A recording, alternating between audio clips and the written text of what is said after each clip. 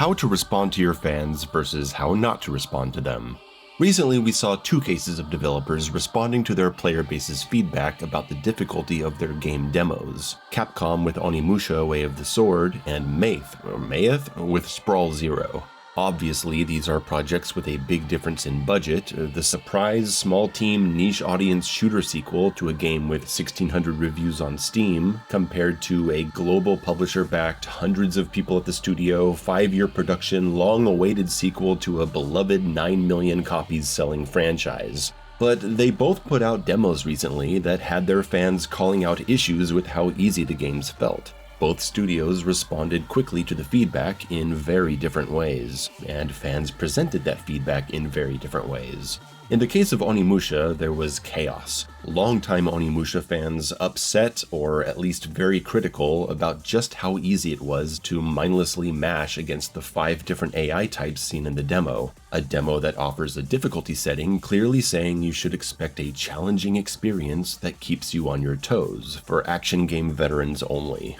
Outside of the end boss of the demo level, who can still pretty much be beaten by mashing attack as long as you mash block sometimes too to get random easy parries, every encounter could be beaten by ignoring every single one of the 5 defensive mechanics they were trying to show you because the enemies are so passive and slow that they can't keep up. The execution move is also performed automatically by pressing either attack button, and you don't have to stand still to absorb health orbs like the original anymore. Plus, the checkpoint deaths refill your health to 100% so you never have to use healing items.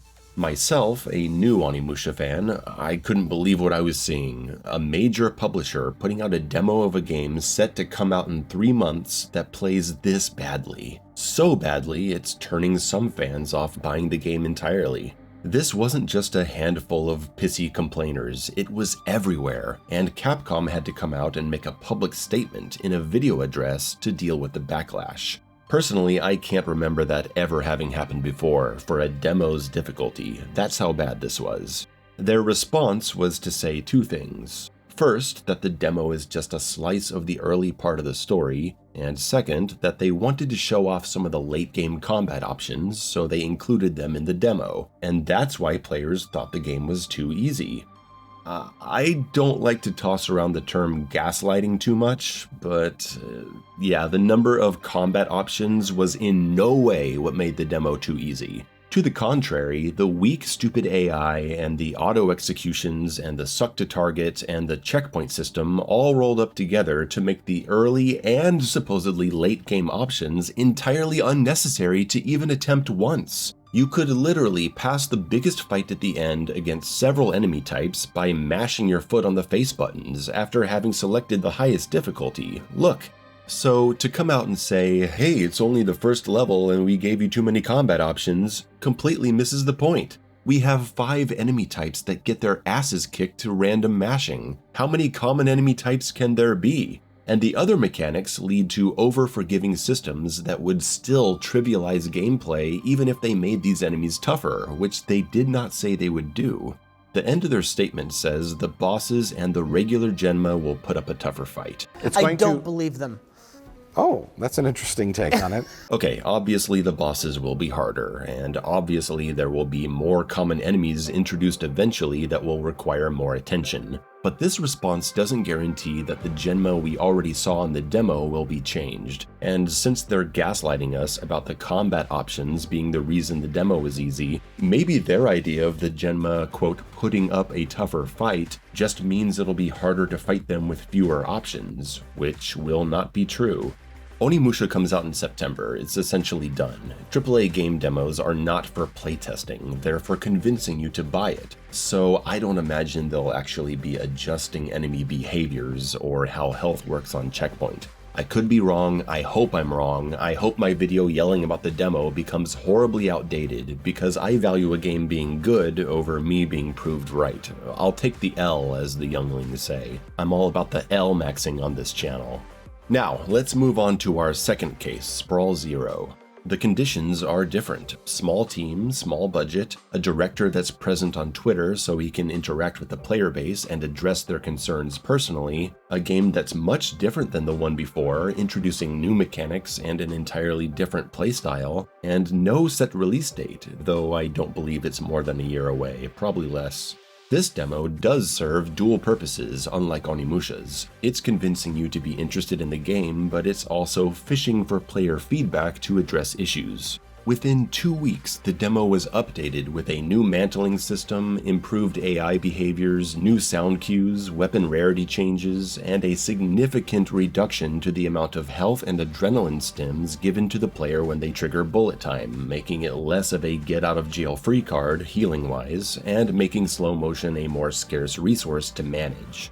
Because Sprawl Zero also had a good number of people disappointed in how easy the opening levels were on the Martyr difficulty, which makes the game sound pretty punishing. Like Onimusha, of course the opening is the easiest part, it's just a demo, and the game should get harder later on, but the issues were seen more in the core systems Sprawl Zero is built on. AI behavior to a degree, but largely in the forgiving nature of resource replenishment, which they addressed immediately, in a statement and in an update. We did not scream about it or try to blow up the developer, we just clearly stated, hey, this game is pretty cool, but you've got to make this harder. That was really fun. That was really good. I see some balancing issues with the time dilation ability. I think that it should drain a little faster. It felt really easy to abuse, unless that's the intention. We didn't scream because, one, we know we're dealing with someone who's going to actually listen and doesn't need to be screamed at in order to get their attention. Two, the game doesn't have a release date and isn't even on sale yet, so there's plenty of time and they're not grabbing for our money yet. 3, it isn't a fucking $70 title from a global video game superpower that should know better than to let this slip by playtesting. 4, the mechanics of Onimusha seem specifically designed to dumb down the player's thought process. And 5, while Sprawl Zero's demo was initially too easy, it did at least require you to generally engage with its fun zone mechanics of using slow-mo and picking up new weapons when you're out of ammo. No matter how easy you thought Sprawl Zero's demo was, you were at least playing it. You can't just run in with your eyes closed and shake the mouse around holding the trigger down. Onimusha's demo, on the other hand, was 99% passable by ignoring everything about it and mashing the attack buttons without even aiming your character in any particular direction. The weak difficulty of Onimusha, considering the resources they have to make the game, felt downright insulting, and frustrating seeing that it was yet another game from Capcom that seems to be too afraid to offer a hardcore challenge to its first-time players, instead choosing to lock that difficulty behind a completed 15-hour playthrough just like they did for Pragmata and Requiem and DMC5, because we all just have 15 hours to spare to get the real experience, right? And for them to address the backlash the way they did, by not addressing it at all and actually making up some bullshit about giving the player late game abilities, to me just pours fuel on the fire. Capcom could learn a thing or two from the developers of Sprawl. Listen to your players. If everyone is talking about it being too easy, speak honestly about why that is and give a real solution. I know the conditions surrounding the games are different. They can't just tweak a bunch of numbers without testing how it affects the entire game. But it's the response that gets me. I hope Onimusha comes out okay. It has some people playing the demo and saying it's perfect, but there was a lot of disapproval. I hope it's not too late.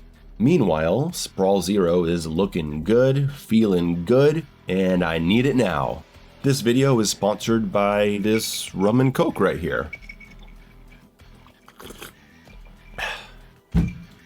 Also, cookies, which I don't have, and I'm not happy about that.